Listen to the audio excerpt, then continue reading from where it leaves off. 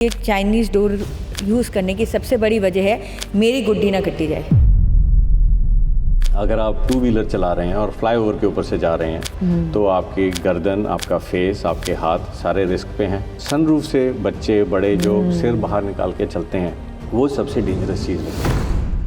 I think ये non biodegradable है। बिल्कुल सही कहा, ये टूटती नहीं है और ये डिग्रेड नहीं होती। हाँ, ये देखिए।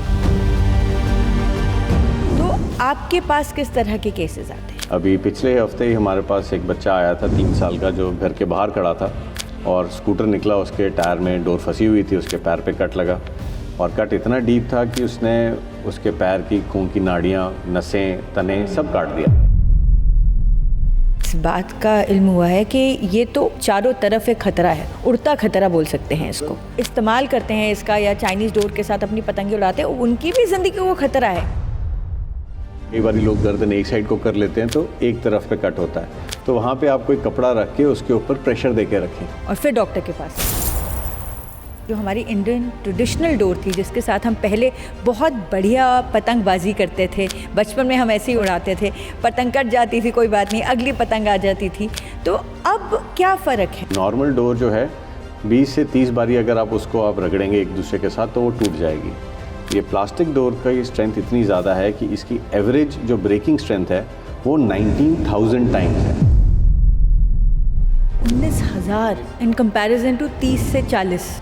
प्लास्टिक डोर जो है ये नायलॉन की बनी होती है और इसमें मेटल के फ्रैगमेंट्स रहते हैं जिससे कि अगर ये गीली हो तो इलेक्ट्रिसिटी भी ट्रांसमिट हो जाती है।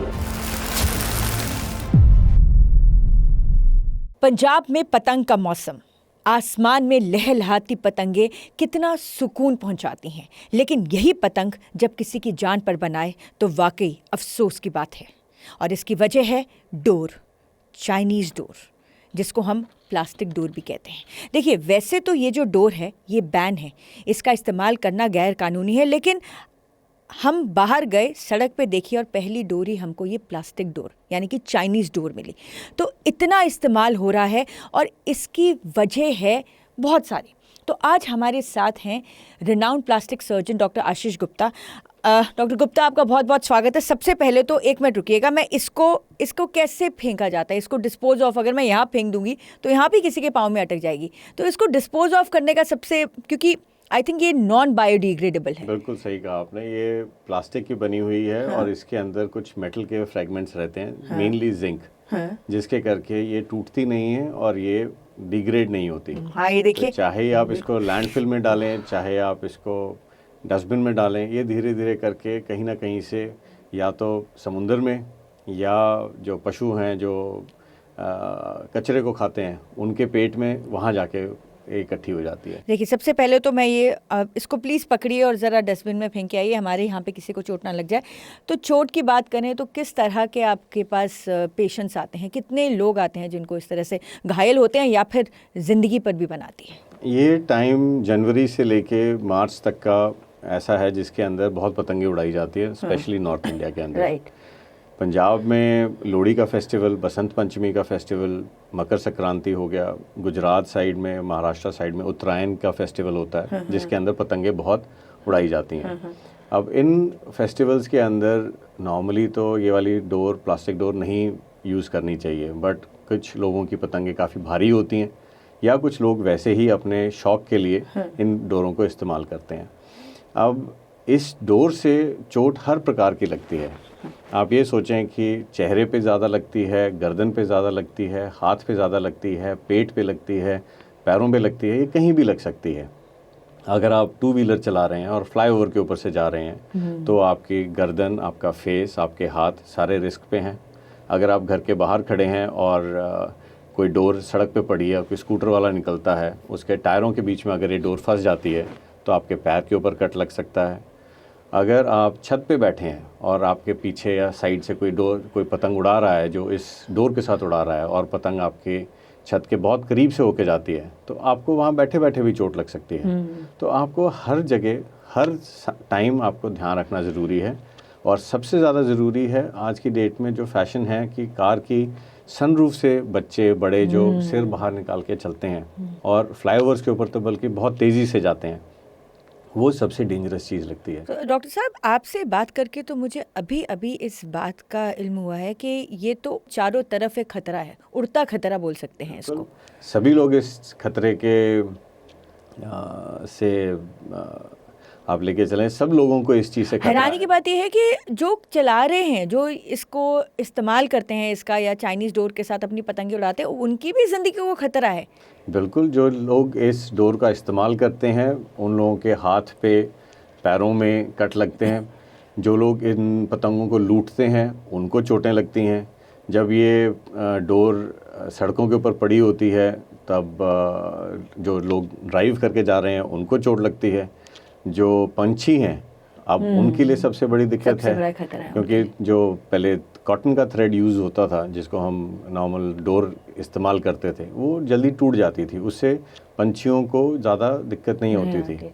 आप देखें इंडिया में जो रूल्स हैं उसमें cruelty to prevention of cruelty to animals, उसके तहत इस डोर को बैन किया गया है and this is become a punishable act. देखिए क्या फ़र्क है वो हम अभी इसके बात करते हैं, लेकिन उससे पहले डॉक्टर साहब हम ये जानना चाहेंगे, तो हमें जो लगता है ये चाइनीज़ डोर यूज़ करने की सबसे बड़ी वजह है मेरी गुड्डी ना कटी जाए।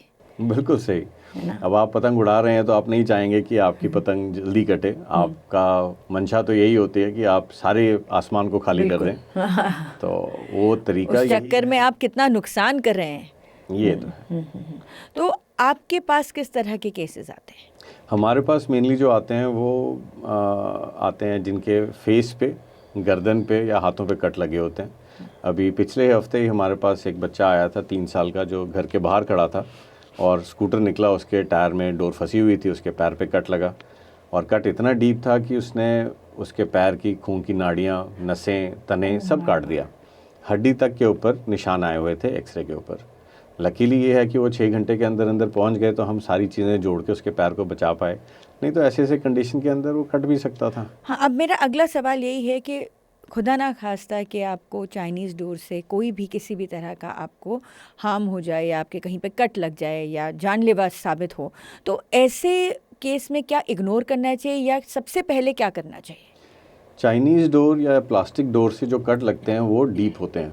अगर आपके हाथ पे, उंगलियों पे कहीं कट लगा है, चाहे गर्दन पे कट लगा है, आपको इमीडिएटली कोशिश करनी है कि आप जल्दी से जल्दी हॉस्पिटल। बिल्कुल, डॉक्टर आशीष गुप्ता हमको यही बता रहे हैं कि अगर आपको डोर से कट लगता है तो उसको हल्के में नहीं लेना चाहिए, तुरंत डॉक्टर के पास जाना चाहिए क्योंकि ये कट डीप होते हैं। बिल्कुल। और दूसरी चीज़ ये है, जहाँ पे चोट लगी है उस जगह के ऊपर आपको प्रेशर दे के रखना है। अब दिक्कत ये आती है कि चाइना डोर या प्लास्टिक डोर से जो चोटें हैं गर्दन पे ज़्यादा लगती हैं, तो आप पूरी गर्दन को नहीं दबा सकते, बट कोशिश कर सकते हैं कि जिस जगह पे अगर चोट लगी है उस जगह पे अगर आप 5 से 10 मिनट अगर दबा के रखें। जैसे सपोज यहाँ पर लगी है तो हम वहाँ पर हाथ पे अगर हाथ पे लगी है तो आप हाथ को दबा के रखें, हाथ से दूसरी उंगलियों से उसी जगह के ऊपर प्रेशर दे के रखें। घड़ी देख के 5 से 10 मिनट अगर आप दबा के रखेंगे 90% जो ब्लीडिंग है वो रुक जाती है। बट अगर कोई मेजर खून की नाड़ी कटी हो वो इस ब्लीडिंग, वो वाली ब्लीडिंग नहीं। और गर्दन पे आप कैसे बता रहे हैं? गर्दन के ऊपर जैसे कट नॉर्मली तो पूरा सर्कमफ्रेंशियल होता है, नहीं तो कई बार लोग गर्दन एक साइड को कर लेते हैं तो एक तरफ पे कट होता है, तो वहाँ पे आप कोई कपड़ा रख के उसके ऊपर प्रेशर दे के रखें और फिर डॉक्टर के पास है ये देते अगर आप प्रेशर नहीं देंगे तो ब्लीडिंग होती रहेगी, ब्लीडिंग रुकेगी नहीं और ये जानलेवा भी हो सकती है।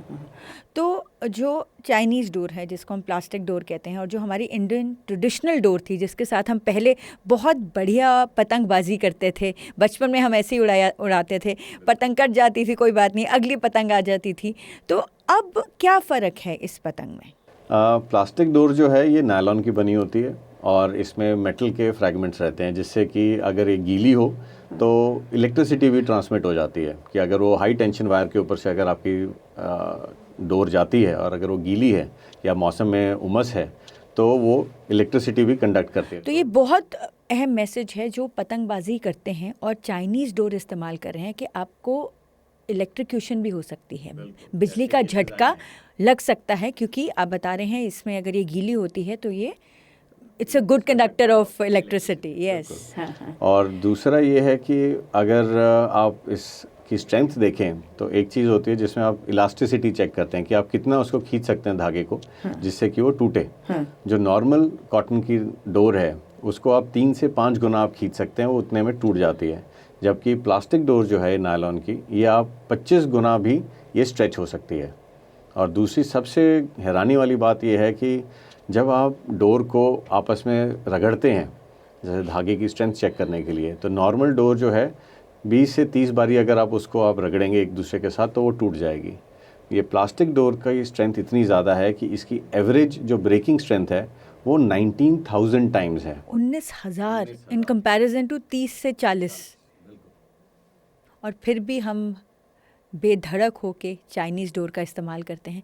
तो क्या मैसेज है आपका? पहले 2 मैसेज चाहेंगे हम। डॉक्टर आशीष गुप्ता हमारे साथ हैं, हम दोबारा बता दें हमारे जितने भी लोग व्यूअर्स हमारा ये पॉडकास्ट देख रहे हैं, हमारे साथ हैं doctor Ashish Gupta, renowned plastic surgeon, जिनके पास हर साल बहुत केस आते हैं, स्पेशली जनवरी और फरवरी के महीने में तो हॉस्पिटल्स भरे होते हैं। तो वो बहुत ख़ास मैसेज आपको दे रहे हैं। सबसे पहले आपका क्या मैसेज है जो पतंगबाजी करते हैं प्लास्टिक यानी कि चाइनीज़ डोर के साथ, और दूसरा अगर कैसे बचा जा सकता है? पहली चीज़ तो ये है कि इसको आप खरीदिए मत। अगर ख़रीदेंगे नहीं, डिमांड नहीं होगी तो कोई बेचेगा नहीं। और दूसरी चीज़ है, ये बनी है हैवी काइट्स के लिए और उन काइट्स के लिए जो काइट फेस्टिवल्स में उड़ाई जाती हैं। जो हम घरों की छत से ऊपर चढ़ के उड़ाते हैं उसके अंदर नहीं इसको इस्तेमाल करना चाहिए। पहली बात तो ये रही कि आप उसको ख़रीदिए ही मत। दूसरी चीज़ है कि अगर आपको या आपके किसी जानकार को चोट लगती है, आपके सामने किसी राहगीर को अगर चोट लगती है तो उसको फ़र्स्ट एड ज़रूर दें। उस जख्म के ऊपर प्रेशर दे के रखें और उसको जल्द से जल्द हॉस्पिटल लेके आएँ, क्योंकि ये बहुत फाइन से कट्स होते हैं जिनसे आपको पता नहीं चलता कब कितनी ब्लीडिंग हो गई। और ध्यान रखें, सबसे ज़रूरी है ध्यान रखें।